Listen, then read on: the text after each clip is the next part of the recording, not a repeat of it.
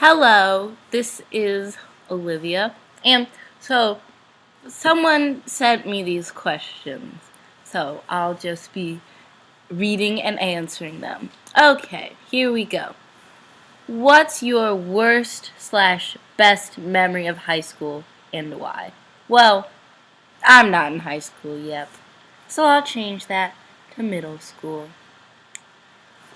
Well, in 6th grade, oh gosh, I was like in love with this person, right?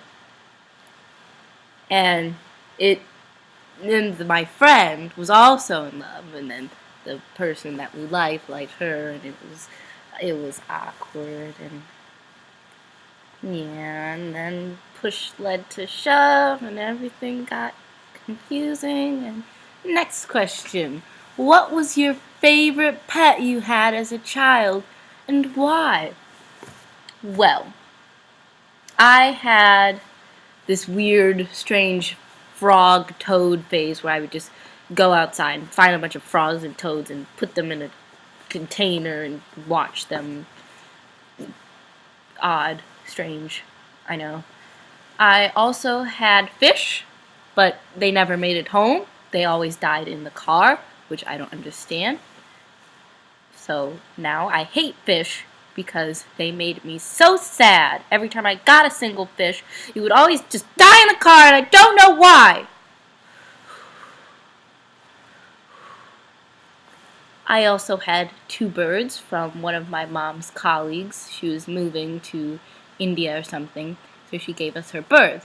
But then the birds, they mushed, and then they had baby birds. They had little tiny eggs and little tiny baby birds. Oh, so cute. Right? And so their names were Zulu, Sophie, Millie, and Michael Jackson, because Michael Jackson hatched on the same day that the human Michael Jackson died. So what other thing to name it? I'm not very good with names. I usually name everything Enigma because I don't know what to name them. So it's just like, yeah, fancy name for question mark. What? Yeah. Okay. Um, but sad story. So, Millie, my mom, she was addicted to taking my birds outside. Like, in their cage, obviously, right? But, so, she would always take my birds outside. And so, one time, Millie flew away. That was the last I saw of her. And then, like, the next week, Michael Jackson flew away. And that was the last we saw of him. And then, like 2 weeks later, my mom still put them outside overnight, and a raccoon broke into their cage and like tore it all apart. But but my birds, they were just like waddling on top of the like broken, shattered pieces of their cage. And then my mom's like, well, they're alive, right? So why don't we just put them outside another time, right? So we put them outside, and I didn't know that she had put them outside. So she wakes me up in the morning and she says, Olivia, I'm sorry to tell you, but Zulu is dead and Sophie's flying around our backyard in the trees. And, right, I'm like 5th grade, so I'm bawling. These were my best friends, my birds. I had them for 4 years. They were amazing birds, and they're gone, just like that. So naturally, I go outside looking for Sophie because I think that I'm some sort of animal whisperer that can go, Sophie, come back, caw, and then she'll fly back into my arms so we can ride off into the sunset. But no, she was like waddling around in the branch, swaying, I guess, in a tree in our backyard, and my mom comes outside and she's like, Olivia, get back inside! Right?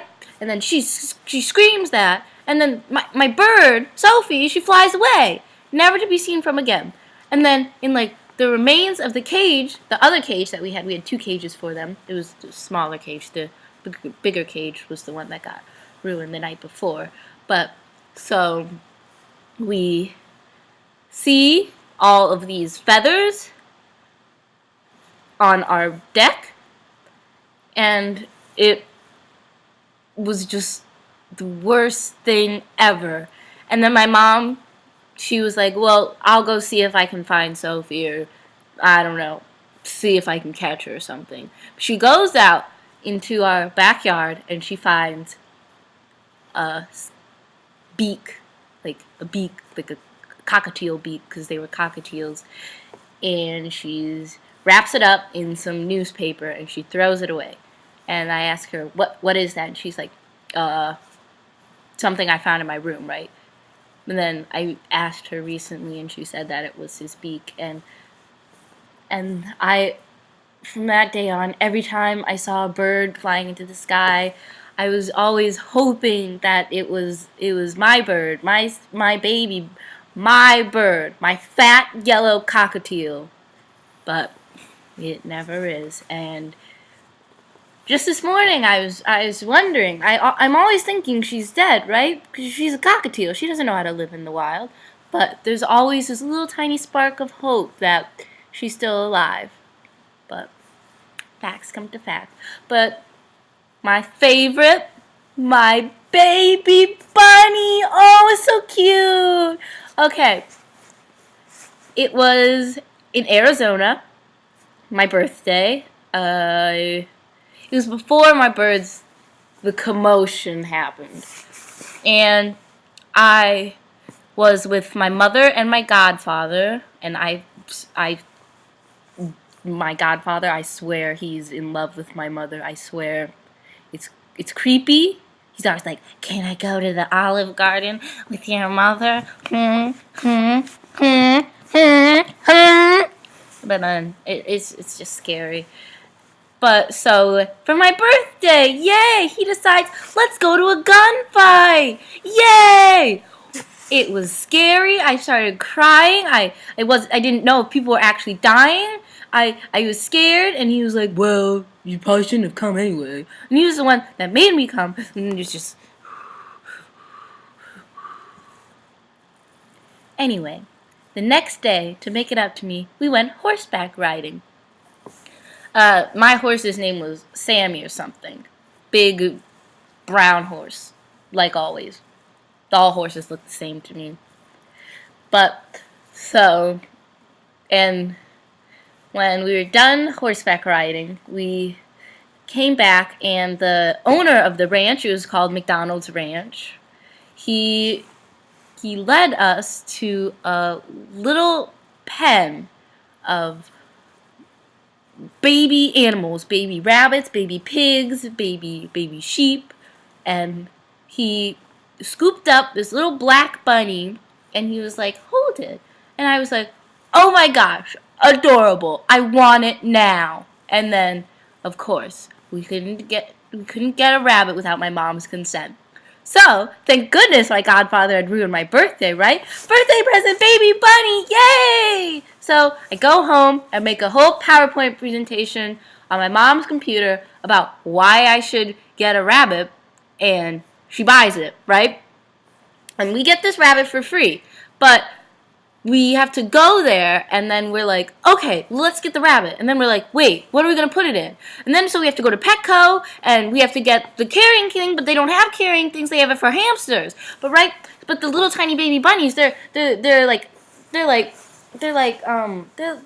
fit into the palm of your hand. But imagine my hand as a 5th grader. I'm in 8th grade now. So imagine this as a 5th grader, like tiny.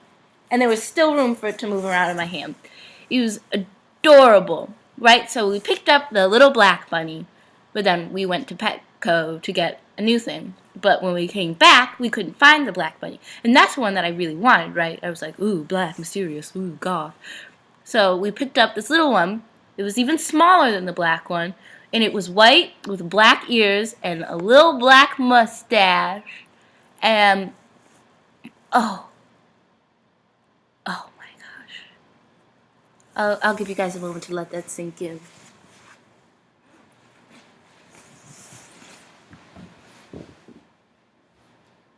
It's so cute! I love bunnies! They're so cute! You guys want to see him now? He's so big. Okay. Sit tight. Read a book. Oh!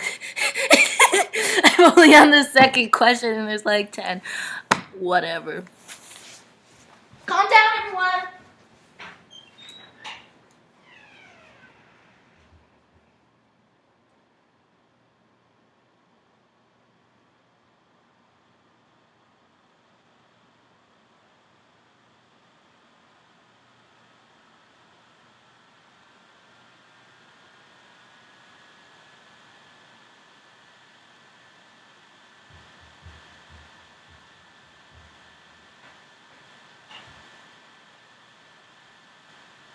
Alright, I'm back. Okay, look at how big he is now. Come on. Come on, Mr. Pepper. His name is Mr. Pepper. Come on. Come on. Come on. Come on. Mmm, so tasty. Come on. Come on. Come on. Come on. Yeah. Yeah. Yeah. So we come back. We find this little bugger. At first I'm going to name him Oreo, because that's what I think everything black and white should be named. But my godfather has a cat. He has two cats, Tic Tac and Pepper. So I was like, Pepper? Yes! And so this little bugger plus me equals love. Love. Love. Love. Or as my Chinese teacher makes us do it. Love. Love. Love. So, moral of the story is, don't let your parents near your pets.